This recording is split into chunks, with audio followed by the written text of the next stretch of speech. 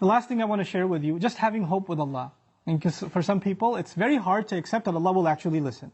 They've been going through a problem for a long time, and they start assuming Allah is not listening, Allah doesn't care. What's the point of making dua anyway? The first thing is, the greatest gift you will ever get from Allah. You know what it is? Forgiveness. That's the greatest gift you'll ever get, whether you realize its price or not. Everything else that Allah says He will give you is an added benefit. Everything else. Now, let me give you an example. I have kids. Let's say one of my kids made me very upset. He did something wrong. I got very angry. You should not have done that. You should not have spoken like that. I can't believe you did that. And I scold him. Now that I scold him, he goes home, he goes back, and he was drawing something for me. He was making me a card. Abba, I love you. And here's a house I drew, or something. He drew something beautiful for me. And when he drew it for me, who's he supposed to give it to? He's supposed to give it to me. But he crumpled it up and threw it in the garbage. And before he threw it in the garbage, his other brother asked him, hey, why didn't you give it to Abba? Why did you throw it away? Abba's so angry at me, he doesn't care about that. He doesn't really care. He doesn't love me anymore. If I knew that he felt that way, what would I do? Yeah, that's right, you better throw it away. No, I'd be in tears. How did you think I don't love you anymore? Yeah, you messed up. Yeah, you did something bad. But you're my baby. You can mess up 1,000,000 times, I'll still love you. Even if I'm angry, I still love you. Give me that paper. I'll frame that paper. I'll take it out of the garbage. I'll cherish it forever. Why? Because I love my child despite their mistakes. Even when they make me upset. That's just me and my child. I'm not talking about me and my child. I'm talking about me and Allah. I mess up with Allah. I make mistakes. Allah doesn't even scold me. He didn't strike lightning from the sky.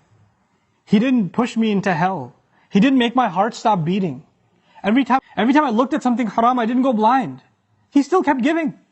He still kept providing. And I started thinking, well, Allah doesn't really love me anymore. We used to be good, but now that I'm bad, the love is gone. So what's even the point of making dua to Allah? Nobody will love you like Allah does. Every ounce of love I have for my child, every ounce of love you have for your child or you have for your parents, that love is only a fraction of something Allah put in you.